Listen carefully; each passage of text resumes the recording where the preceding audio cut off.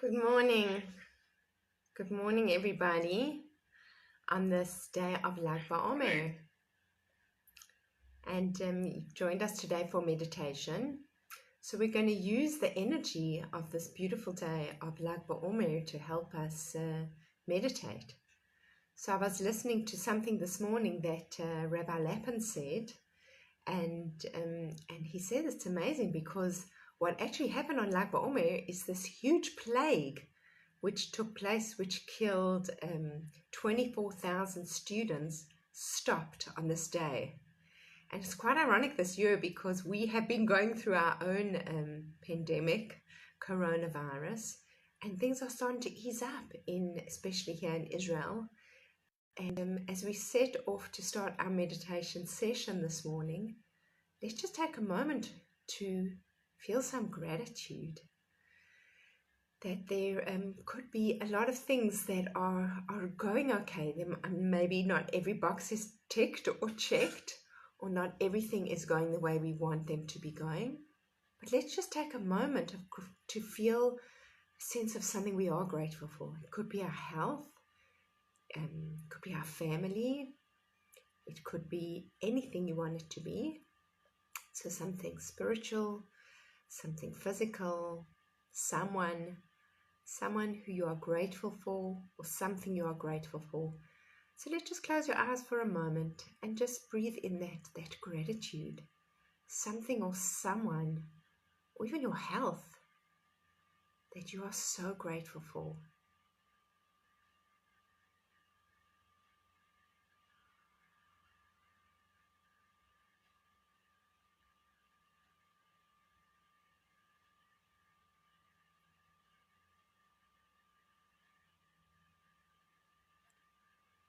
We always have the choice to vacillate between what's working and what's not working in our lives. Is the glass half full or is the glass half empty? And the energy of today, because if that happened in that year, all those years ago, then time moves like this in a spiral going up. We just experience each new year as a little bit of a higher place. If it happened then, it can happen today. So that's what the energy today is about, so of gratitude. Firstly, of Rabbi Shimon Bar Yochai, of a life beautifully lived. And secondly, of Rabbi Akiva, whose students stopped dying. And actually, it was on this day when his students stopped dying that he decided, imagine, just put yourself in his shoes for a moment. You have 24,000 students and they all die. Can you imagine the therapy one would need, or the PTSD one would be experiencing after such an event like that? But that's not what he does. He doesn't go and hide. He doesn't say, I've had enough. And he was close to 100 at this stage of his life. What he does is he rebuilds, and he takes 5 students, and that's what he does. He starts again. Even if something didn't work out, we have to pivot our businesses or change direction or make a new plan. That's something we can learn from Rabbi Akiva. He made a new plan, and he started with 5 students, and one of those students was Rabbi Shimon Bar Yochai, who actually gifted the world with spirituality in the book of Kabbalah called the Zohar, which today we still have and we still benefit from. And it gives the taste of Judaism such a magnificent flavor. So if he would have given up when things got hard, we wouldn't even have that today. So let's just take a moment to feel gratitude for that as well, of the process. And we're going to speak about process. So one of the things, because it was forbidden in those days to study Torah, and this will be our story for today, and so they used to study in Rabbi Akiva's time, they used to study in caves. And anytime the Roman would come and, do checking up what's going on, they would go and they would hide, come out the caves, and they'd bring bow and arrows. And they would play, the kids would play with bow and arrows to distract the Romans. And it's so interesting that they chose a bow and an arrow, because what is the reason for this? There's a beautiful life lesson that we can learn about bows and arrows. What does that mean? So I don't know if any of you have ever had the opportunity to shoot a bow and arrow. And before we made Aliyah my family was so privileged to go each year on safari. And one of the years on safari, we actually had a lesson in shooting a bow and arrow. And it's actually not so simple. It's quite difficult. And it's hard, and you have to be balanced and grounded and steady. And in our meditation, we're going to look at the theme of that. And the action of shooting the bow and arrow is first pulling that bow into yourself before you let go. So this is what the shooter has to do. He has to pull that arrow as far back as possible and release it with significant force to go out there and actually do something in the world, to reach a target or to accomplish something. So the lesson is simple. In order to conquer and achieve anything in the world out there, we have to first be able to go inward. We have to be able to pull the bow in first, see who we are, what we're about, and how we want to achieve in the outside world. And this idea I share with you from Rabbi Garari, and he says, he speaks about the Kotzker Rebbe, that he says when he was young, he had this vision of changing the whole world. And he set out to actually do that, and it didn't work. Then he thought, well, maybe he was thinking too big, and he wanted to just change all the people of his city. And that also didn't work. So he thought, you know what, he'll just start with his family. I can change all his family members. And he saw that didn't work.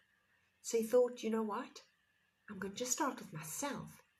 If I can change myself going inward, like the bow and arrow, then maybe I have a chance of affecting those outside of me. And that's exactly what he did, and that's exactly what worked. And it's not about being selfish. It's about when we change ourselves, then all the people outside of us are responding to someone different, and they will respond in a different way. So actually, we do have an ability and a way of changing others, but it doesn't come from saying, well, if he would just get his act together, then everything will be fine. But when we get our own act together, and when we do our own personal growth and our own soul searching, right, we build on ourselves and we change and grow, then the people around us are responding to someone different. And obviously, their response is going to be different. So this is the way we affect change in the world. When we've spoken about meditation, it is the perfect going inward. It is about closing our eyes and shutting off what's going on out there and actually bringing ourselves into our own internal space. And we've said before that meditation is like soul gardening, right? Gardening inside our soul. We're picking out weeds, but we also get the chance to plant flowers. We started off the session today speaking about gratitude, how we feel gratitude for something, right? Everything could be going wrong, and Dr. Viktor Frankl speaks about this, how they had the harsh labor and the awful behavior, the conditions in the concentration camps, but he said every day he looked forward to the sunset. No one could take that away from him. So our lives might be filled with challenge and difficulty and struggle, but there is still something, even something small, we could choose to focus on, to be grateful for. So this is a little bit about what meditation is, about going and spend time in that internal space. And maybe what we use to water our garden with is the intention we want to set for the day today. What do we want to do in our internal soul garden today?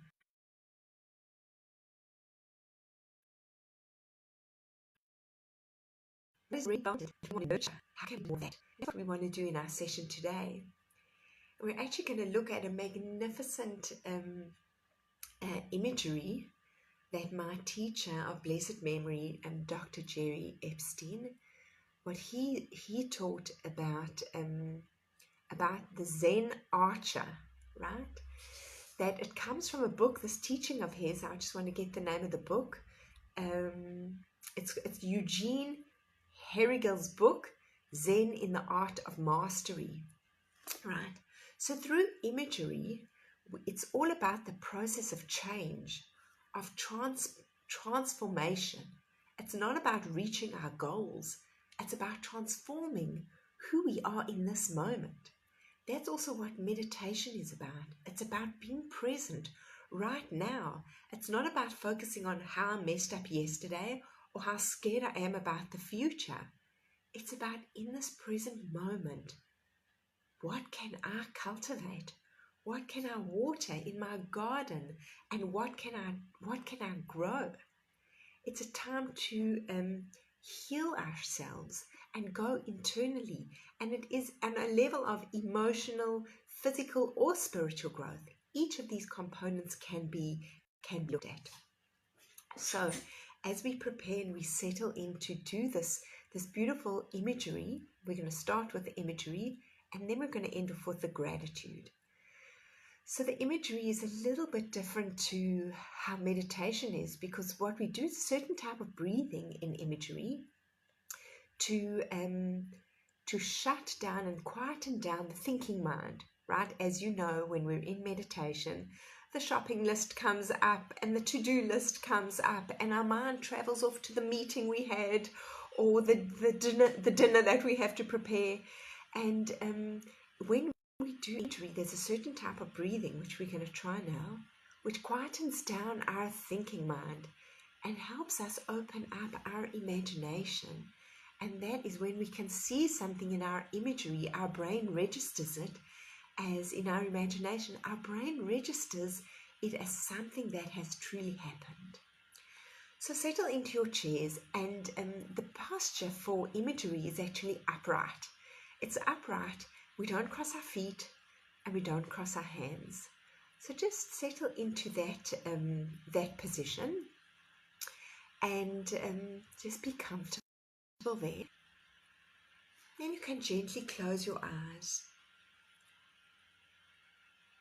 What we're going to do together is a long exhale. We start with the exhale. So a long exhale through the mouth and a short inhale through the nose. A long exhale through the mouth and a short inhale through the nose. Another long exhale through the mouth. And just from this space, continue to breathe normally with your eyes shut. And we're going to imagine yourself as the Zen master. See yourself dressed in the robe with a beautiful red sash tied around you. See the golden bow that you carry and the golden quiver that you have to go into your arrow, the arrow you have to go into the bow. See ahead of you on the tree the target that you wish to aim at. In your mind's eye now, arrange yourself in the position ready to shoot your arrow at the target. Depending on whether you are left or right-handed, you will line yourself up in the way that if you are right-handed, your left shoulder will face the tree and your body will turn and open outwards. Turn your head and your neck to face the tree and the bull's eye. Your rear foot is pointed in the same direction as you're standing. Your front foot is turned 90 degrees to face the tree. See the target in front of you. See the straightness of your posture. Feel your feet connecting to the earth beneath you. Plant yourself on the ground as if there were roots growing out of your feet, really anchoring you into this position. Sense and feel yourself tall and erect. Your breathing is even and regular. Slowly remove the golden arrow from its quiver. It is slung over your shoulder and remove it.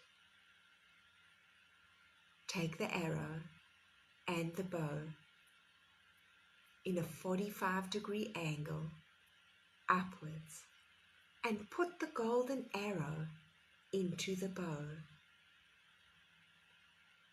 Set the end of the arrow into the string of the bow. Hold the wooden frame of the bow very tightly and feel yourself connecting with it. Pull the string back with your dominant hand, very taut and tight and with great strength coming from within.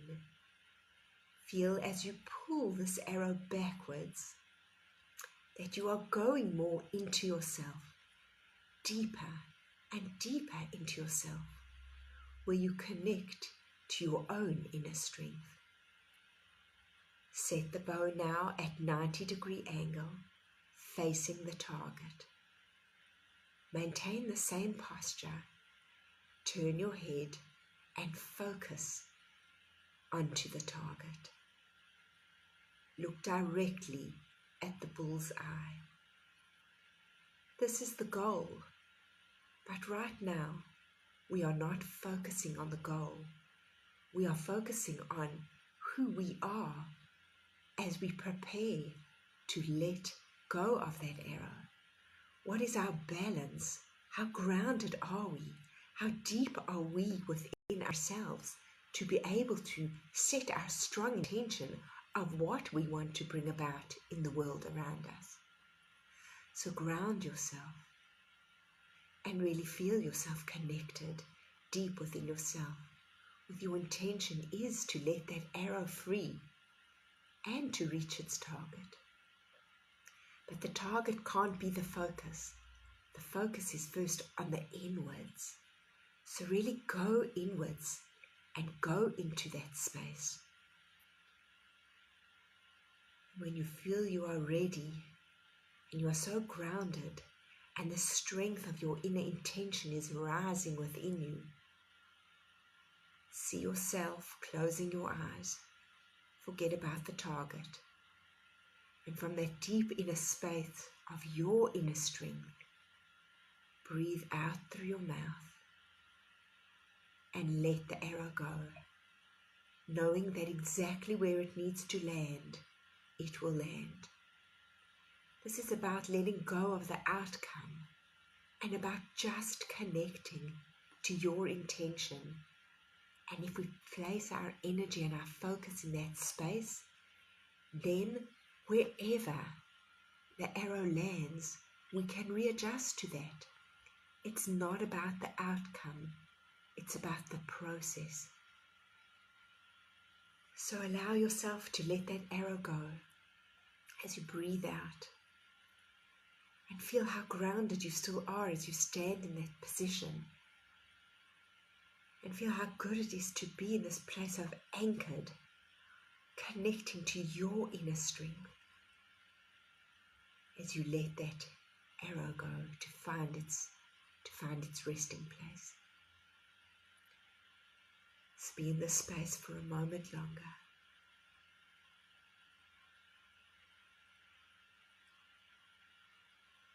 As you no longer see the target because your eyes were closed, just allow the arrow to reach where it needs to go without expectation. Wherever it's landed and it lands, that will be okay.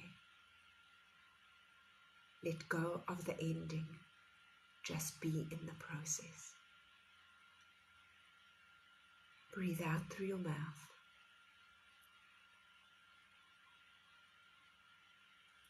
And in the image now, while keeping your eyes closed, see yourself in your imagination now, opening your eyes and seeing where your arrow has indeed landed. And sense how you feel about this, where it landed. See what happens next. And breathe out. and open your eyes. And now you can open your eyes in this imagery session as well. You can open your eyes. And what's different in imagery to meditation is that imagery is quick. Imagery is something that we do, and something which we do quite quickly to achieve a change within ourselves. So we might always be goal focused in, I have to get this done and this has to be correct and I have to reach my goal. But we actually forget how important the process is. And actually, we don't have control over how things are going to land up, how things are going to turn out. Like if you would think right now about this coronavirus, we have no clue where this is going. We have our hopes, but we have no control over the outcome. And this is the case in so many things that we do. We can't control the outcome, yet this is where we hang out. We spend so much time in this space and this place of controlling the outcomes that we forget to actually feel the ground beneath us, the process. We forget to thank and we forget to be grateful for how far we have come in arriving with our bow and arrow and being ready to shoot at that bow and arrow at our target. So this is what I want to focus on today. And even though we have our eyes open now, I want you to know that my teacher, Dr. Jerry, he would always say that imagery is a lot like homeopathy, right? Homeopathy is taking the remedy and diluting and diluting and diluting and diluting till you have the finest dilution, and that is when it is most potent. So maybe you're having some questions right now. How could that imagery have done anything for me? How can that imagery achieve anything? It was so quick. In fact, I looked at it, it was 7 minutes. But just like homeopathy goes to that place of diluting, diluting, diluting, and when it is so quick and so diluted, that's when it is the most potent. So this is something that we want to focus on, right?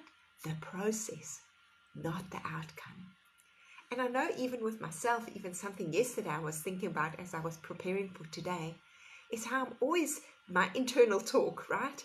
Am I my own best friend? I don't know if I want to be my own best friend, because sometimes I find myself saying, well, that's very nice you've achieved this, but you've still got such a long way to go. There's still so much more to achieve, right? But we don't actually stop and notice the process. How far have I come? And that's what it is, what this imagery was all about, is how prepared are you when you are that Zen master and you see yourself dressed in the suit and you're wearing the sash and you arrive with your golden bow.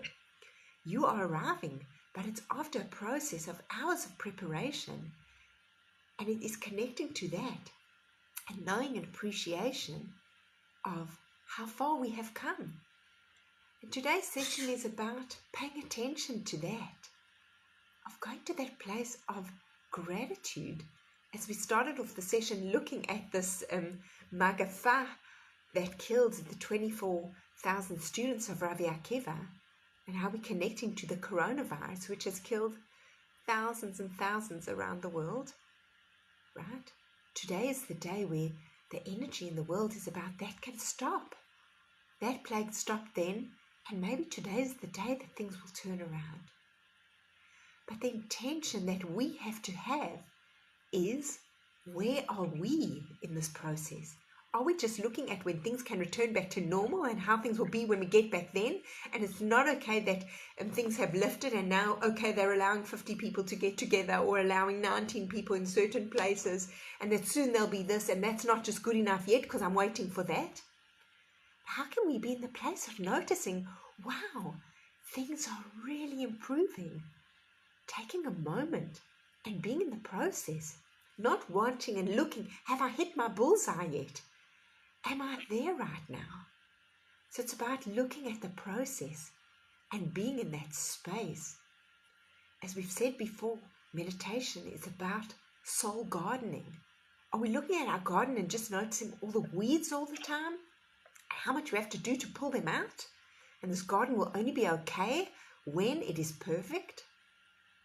That's not what meditation's about. It's about going into our internal garden and seeing the flowers, rejoicing and celebrating about the beautiful flowers that we have. So in the last part of the session, I'd like us just to close our eyes and just be in that space of gratitude. Just find that space of gratitude for what is going right in your life right now. Not about where you need to get to, but where you are today and how proud you are of yourself. And if you were your own best friend, what would you like to hear? What do you need to hear from someone? What kind of encouragement do you want to hear? So join me in closing your eyes. And if it feels right, you can put your hands over your heart.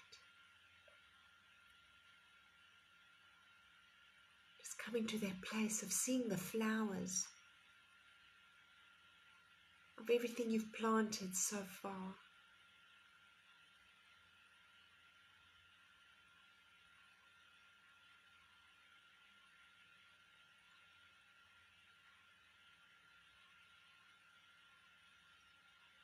And your mind might go off to thinking of how far you still got to go. But gently and kindly bring it back to being with the flowers. Fill your heart with something you are grateful for right now.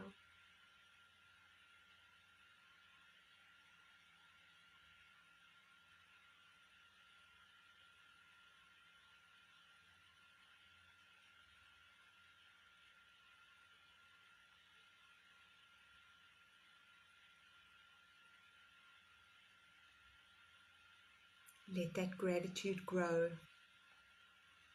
Let it expand. Feel your heart opening up to being kind to yourself, noticing how far you have come, and just be in that space of gratitude.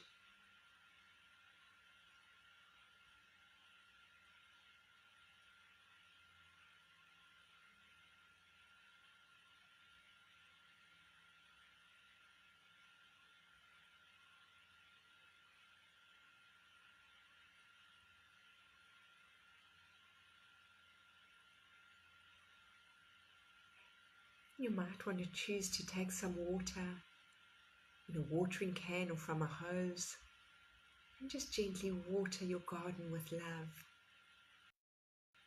Fill yourself up with what you need for today in the most loving and kind way. Setting your intention just as the archer did. Set your intention with love and gratitude.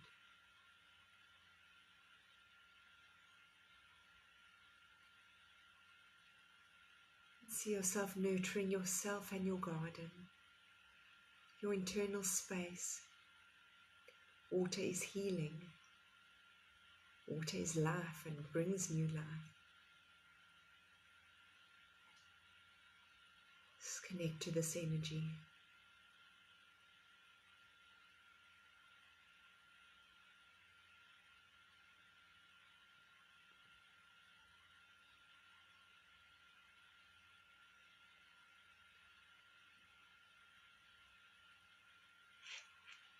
Now just connect back to where you are, a chair or the bed.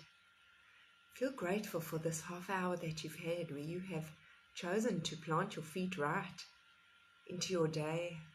You've gifted yourself with this beautiful start to your day. And as you take a deep breath in